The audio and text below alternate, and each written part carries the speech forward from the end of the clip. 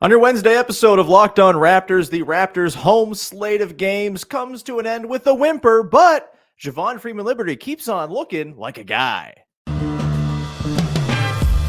You are Locked On Raptors, your daily Toronto Raptors podcast, part of the Locked On Podcast Network, your team every day.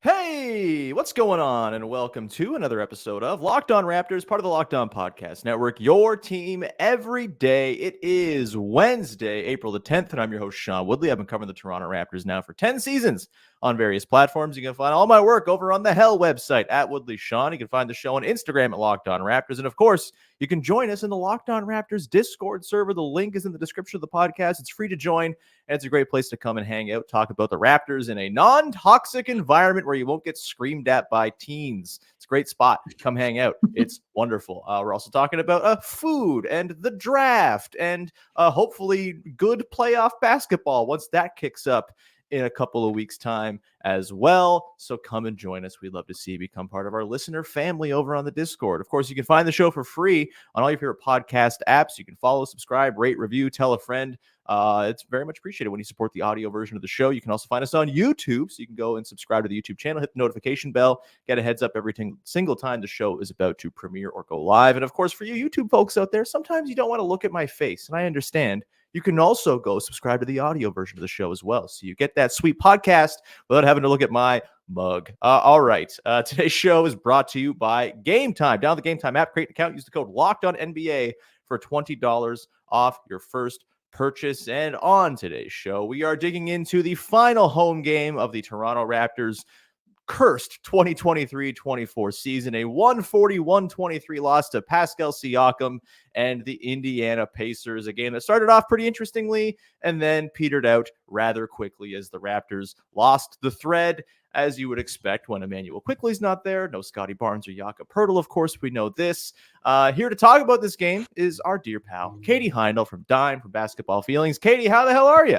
I'm doing good. How can you be sure there's no teenagers in there? Do you have like an age confirmation window? You should do that.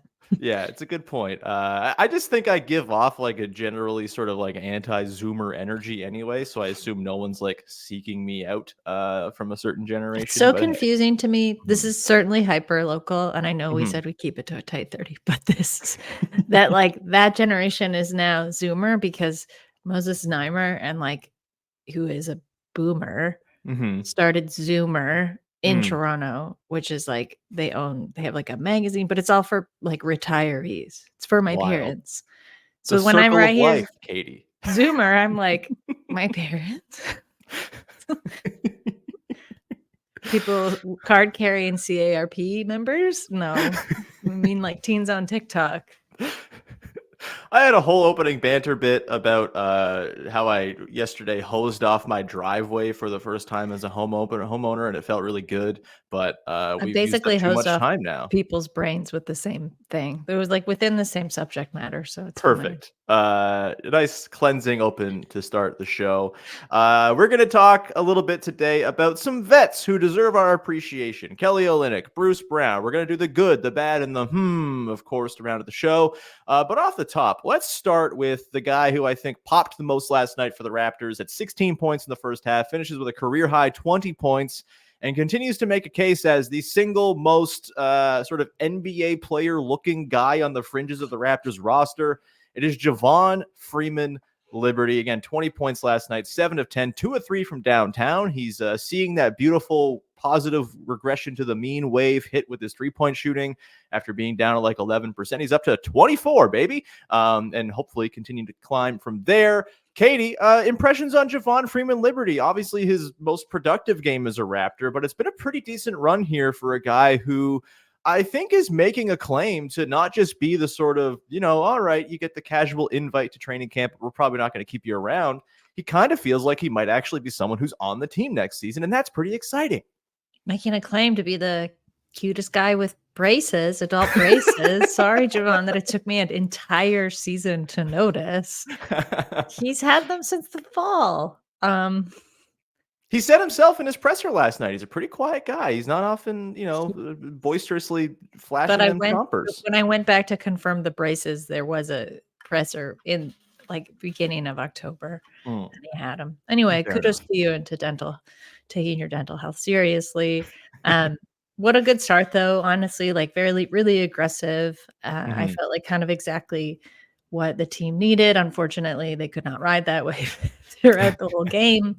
But I find it even more impressive because, as you said, and he's because of what he said himself, he's a pretty quiet guy. And I think there have been some Darko kind of alluded to it, but reluctance maybe to step into that role of leader. If not reluctance, then he just needed much more experience to do that. I Sure. think him going to become like the leading scorer in the G League certainly helped with that. And to have such a big role on 905 and then to get called up pretty much exactly at the time when the Raptors needed him most was a good like alchemizing of all that experience. But it's tough. It's tough to be.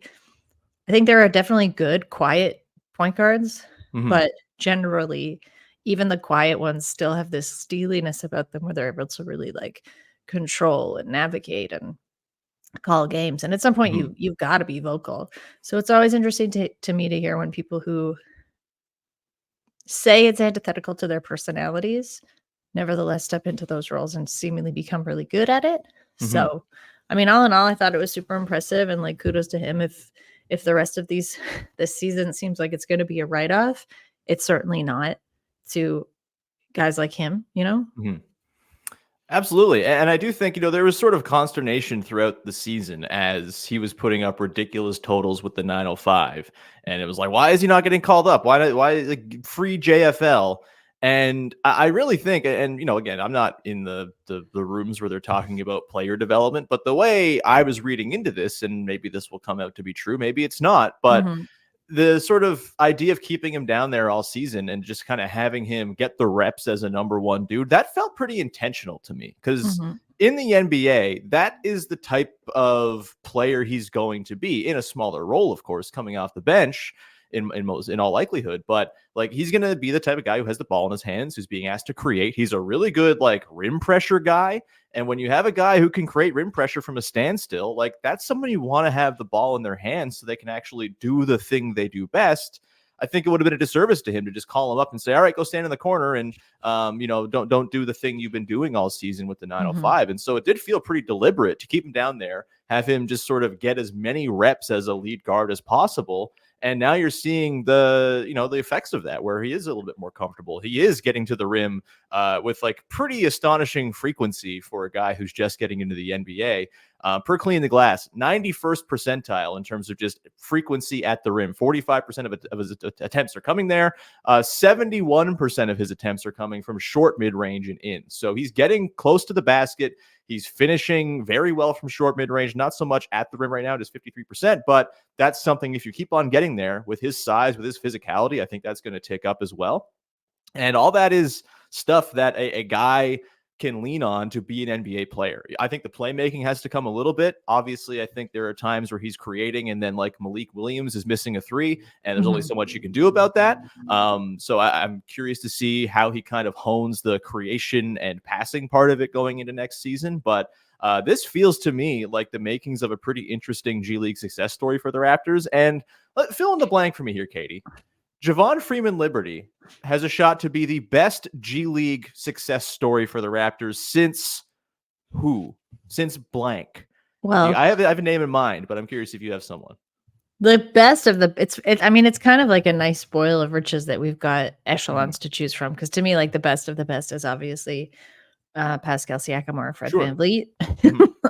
And then I think there are kind of tiers under that. Can I say who I think is the guy? Yeah. I think Chris Boucher I was just going to say Chris Boucher. But there we go. Yeah. Sort of probably not destined to be a star on the team or anything like that, but certainly someone who can figure into the mix and be like a reliable bench player. And I know it's not common for 24-year-old rookies to sort of make their way in the NBA. Usually you want to be in a little sooner than that, but it happens more than you think at the back ends of rotations of, hey, like this guy kind of popped in the G League. We figured out a role for him that makes sense. It's pretty exciting stuff. What's your sort of like pie in the sky vision for him on next year's team, Katie? Like a backup point guard, I think, would Yeah. be like a nice role for him. I mean, he's going to get some play in summer league. Curious to see what that team looks like, and honestly, how many rostered Raptors end up on the summer league team, just given the way that the season is closed out, which is going to be a first for a long time. But yeah, I think like to be a backup, like coming off the bench, and then essentially like maybe getting in more into the mix in like the third and fourth quarters. Maybe getting some run with starters, right? Like if you do a starters plus him off the bench kind of thing could be nice. But I feel like that would be a great role for him. The guard situation is really interesting because I don't know if I see them going out to draft a point guard. They have Immanuel Quickley. They have other like very pressing needs roster build wise when it comes to wings and bigs who have like some switchability, stuff like that. And if they keep Bruce Brown, which I think maybe it's trending towards him just sticking around based on playing pretty well. And I don't know if there's going to be a huge market for him for a trade in the offseason. We'll get to that coming up when we talk about Bruce in a second here. But if Bruce Brown's around and you have Quickley, you have Scotty Barnes, you have Olynyk, you have Pirtle, like that's a lot of creation from some like sort of unorthodox spots. And so while Javon Freeman-Liberty is maybe more combo guard than pure point guard, I do think there's space for a guy like that to just kind of be your backup lead guard off the bench. He brings some size. He's got the really, I think I love the way he like slides his feet on defense and sticks in front of guys and doesn't lose them on the ball.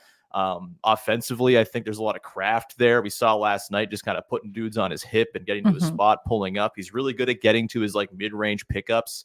I'm pretty in on, hey, like if you can't find like a no-brainer upgraded guard in the offseason, which I think might not be in the cards, have him roll out there as sort of your 2B bench creator behind a Scotty or a Bruce Brown or an Olynyk or whomever, right? I think he can fit in pretty nicely in a lot of looks. That's Javon Freeman-Liberty talk. It's very exciting. I'm having fun watching him. We'll come back on the other side and go to the other end of the spectrum with the Toronto Raptors. Not new guys, not rookies, but vets who deserve our appreciation for putting up with all this schlock down the stretch. We'll talk about Kelly Olynyk and Bruce Brown, who both had nice games last night, coming up in just 1 second.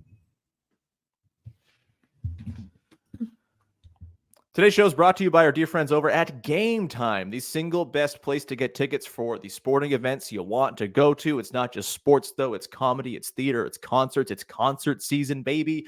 Maybe you want to go see Wilco at Massey Hall on July 3rd, like me, the old man I am. You can go and do that by buying your tickets over on Game Time. The other thing, too, baseball season's back. The Blue Jays, it took 2 home wins. I'm fully back in. They're great. They're going to go win the division. Yay. If you want to go see the Blue Jays in the new, very expensive stadium, save some bucks and use our code LOCKEDONNBA at Game Time for $20 off your first purchase. You will have no issues. You'll know exactly what the sight lines are going to be.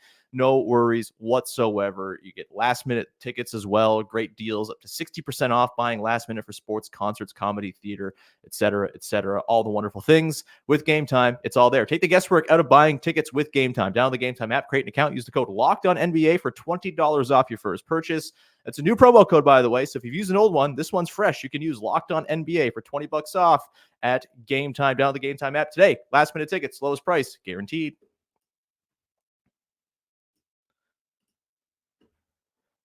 Back at it here with Katie Heindl, talking about a Toronto Raptors 140-123 loss to the Indiana Pacers to bring to an end a tumultuous 14-27 home slate of games for your Toronto Raptors. Last night, Katie, was fan appreciation night, as it always is for the last home game, and the Raptors rewarded their fans by benching their best player for rest, quote unquote. More on that in the good, the bad, and the But in this game, we saw a couple of guys who have been just kind of their sturdy, foundational guys through this very rough stretch of season since Scotty Barnes got hurt at the start of March. Kelly Olynyk and Bruce Brown both had really strong games. Olynyk with 22, 5, and 4 on 6 of 7 shooting, 9 of 10 from the free throw line. Absurd efficiency for him. Bruce Brown, pretty solid as well. 16 points, 7 to 12 shooting, 3 boards, 5 assists, doing some creation stuff. Some 2-man game between those two guys at various points of this game. It was pretty fun. And I think, in honor of fan appreciation night, we should appreciate the guys who, like the fans, have been through all of the grime this season and deserve a little bit of love, let's start with Kelly Olynyk, Katie. Been a pretty solid stretch for him since becoming a Raptor. Maybe the 3-point shot wasn't quite there the way you wanted it at the beginning of things, but since March the 1st, 14 points, 6 boards, 5 assists, 57% from the field, 35% on threes, 80% from the line, a 66.6 true shooting percentage as a very big part of this team. Impressions of Kelly Olynyk's first stint with the Raptors and what it kind of means for the Raptors going forward. I think it's been good. I think that's why you wanted to sign someone like him and have him on your team, not because you foresaw that you were going to have this terrible, unstable stretch, but because he's been on so many rosters at different, whether that's like different stages of development, going through like different, stages of particularly rough or good seasons.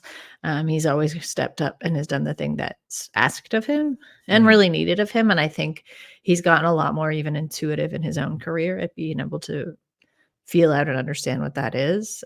It's also very useful when you have a roster full of younger players or players who haven't had that many NBA minutes, period, to have someone like that kind of imparting the wisdom. I mean, Garrett Temple's one thing, and we know we gave him our appreciation, I think, last week. But he's a different kind of vet that the team has, I think, as far as a vet goes. Like Olynyk's your playing vet, like he'll kind of come in and like clean up what needs to be cleaned up the best of his ability. And I think it's good, especially when you've got guys who are maybe a little bit shaky, to put it nicely, as a bit of a stabilizer. So yeah, I think he's just doing all the things that you wanted him to do very well. Yeah. Sorry, I didn't mean to cut you off there. No, you didn't. Yeah, I'm with you. I think it's such a clear home run of a trade already. Even with the shortcomings on defense, and look, those have been amplified with all of the better defenders out of the lineup for the Raptors. It's been a tough go for him on that end. We know the defensive rebounding struggles that his lineups tend to bring with them, but he's been able to offer a floor of competence, just sort of an orbit that everyone can kind of get into around him. And, it's not been pretty. It's not been, the most beautiful basketball I've ever seen, but it's largely on offense, at least, looked competent. It's looked like Darko ball and how they've wanted to play. It's just less proficient players performing the sort of play finishing elements of it all. But I do think Kelly has been a really nice steadying presence. And I think, for $13 million a year for the next 2 seasons, just like a really nice piece to have in your second unit who can spot start for you here and there, close a game if you need some 3-point juice or whatever. I think he's just been a delight. And, watching him last night just kind of destroy puny Pacers players in mismatches, a total delight. Like, the guy can get buckets. It's kind of shocking. I knew he had it in him. We've seen it with Team Canada and all of that, but seeing it up close every single night, like, there's a real sort of guile to his game and the way he can score. It's pretty impressive for a guy who, like, look, I don't think we're telling tales at a school. He's not like the most incredible athlete you've ever seen, but he's got such craft and wisdom kind of in his game. It's a real treat to watch. Another guy, Bruce Brown, last night again, very strong outing, 16 points. Has been much maligned, Katie. I think much to the chagrin of us, a couple of Bruce Brown appreciators. But I don't really think his performance has been in line with the seeming vitriol there is towards Bruce Brown. And I know he's part of the return of a trade that I personally hate, and I think a lot of people have a lot of problems with, but that's not Bruce Brown's fault. And I think he's played pretty decent ball of late. Since March 1st, 11, 4, and 3, 50% from the field, 36% from deep, 57% true shooting overall. He's not perfect, but I think he's pretty clearly a useful and valuable and connective piece, especially for a team that has a lot of young guys who they're trying to string along and figure things out with. I'm firmly coming around to the idea that the best offseason path for this team is to retain Gary Trent Jr. and just hang on to Bruce Brown going into next season. I just think the cap space route's not there, and the odds of a great trade for a game-changing wing are probably not super high. And so for me, like, just kind of stopgapping with Gary Trent Jr. and Bruce Brown in your backcourt. I think you could do a whole lot worse than that. Where are you at with Bruce and his play of late? And, maybe your sentiments on whether he should be back or not next season. Yeah, I know that this is coming from someone who said that he wasn't going to be sticking around for a long time. Right. But, and I also will preface this with what I said to you before we started recording, which is I think Toronto sports fans in general, and certainly Raptors fans, kind of steal ourselves when it's like someone could potentially leave, preempting that news so that when it happens, you're a little bit like, yeah, I told you so. Never wanted him anyway. It's out of like self-protection, if anything, and nothing else. So I think to your point, he has played better down the stretch.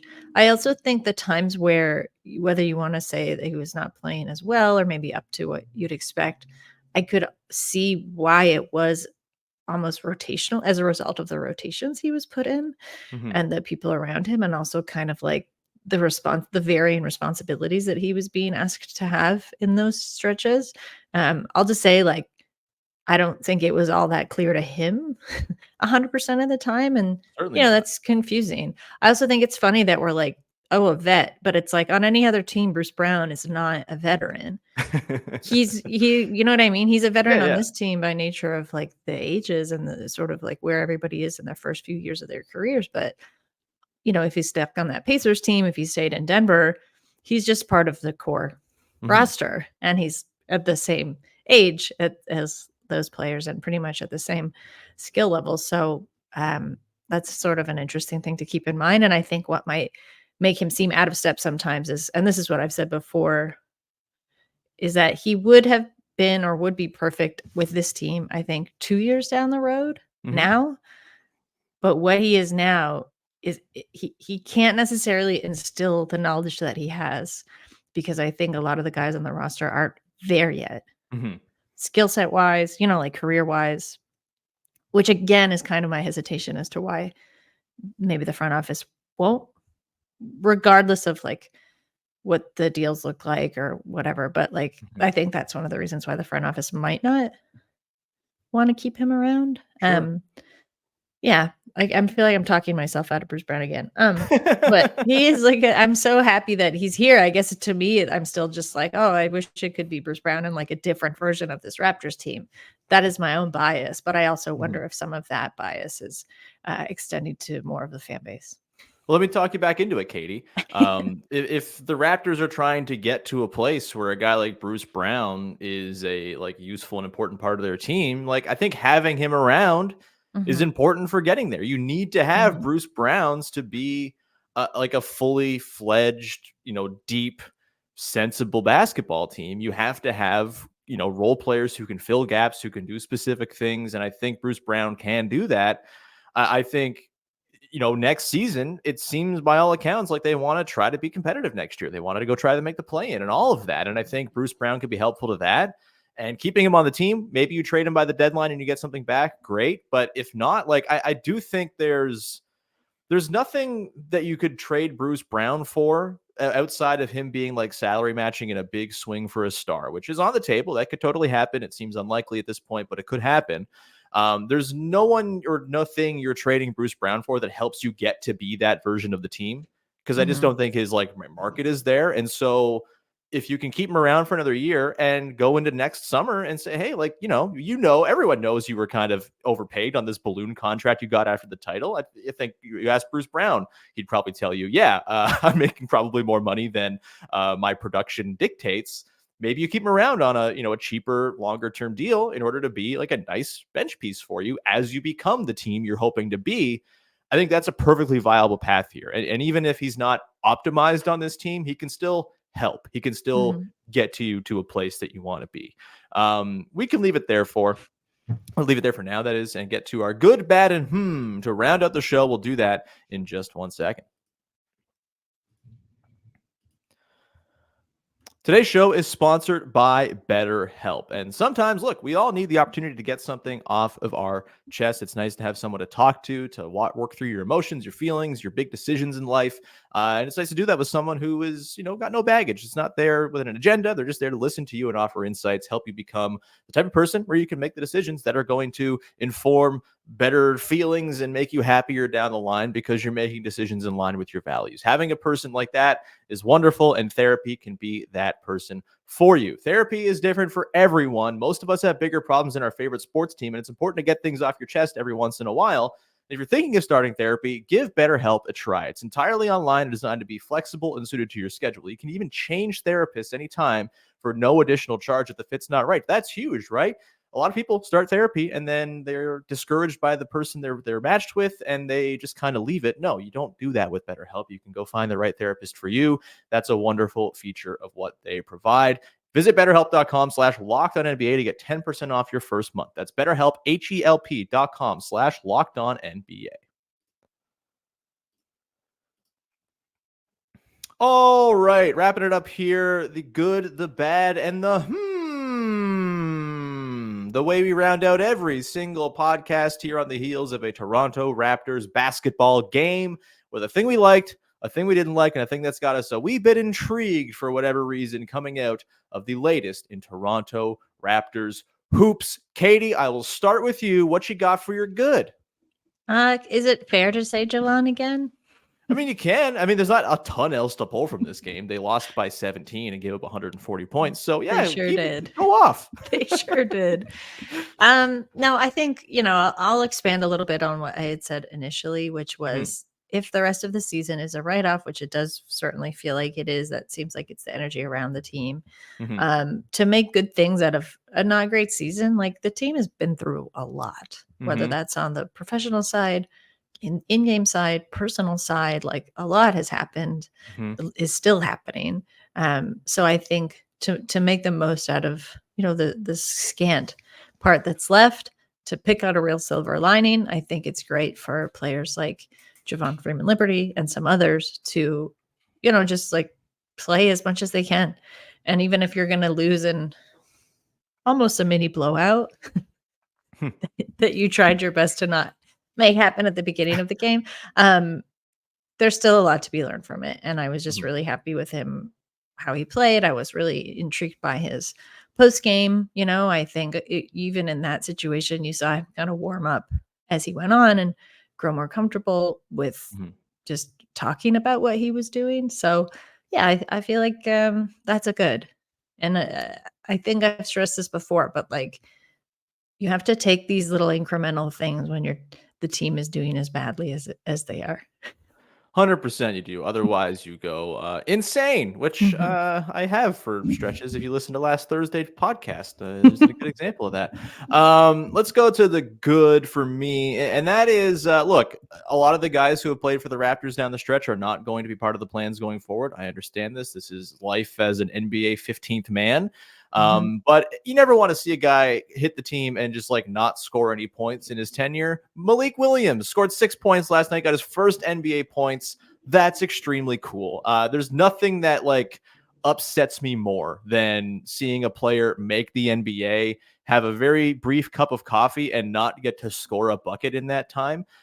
It's a weird thing. It's happened. Let me just pull it up in Raptors history. Oh God, too many times now. It's happened 6 different times for Toronto Raptors. Bob McCann, Kyra Lewis Jr., David Johnson, Sam Decker, William Cunningham, and Mark Baker. I'm glad Malik Williams will not join that esteemed crowd of guys to not score as Toronto Raptors. Let's go to the bad. What you got for your bad, Katie?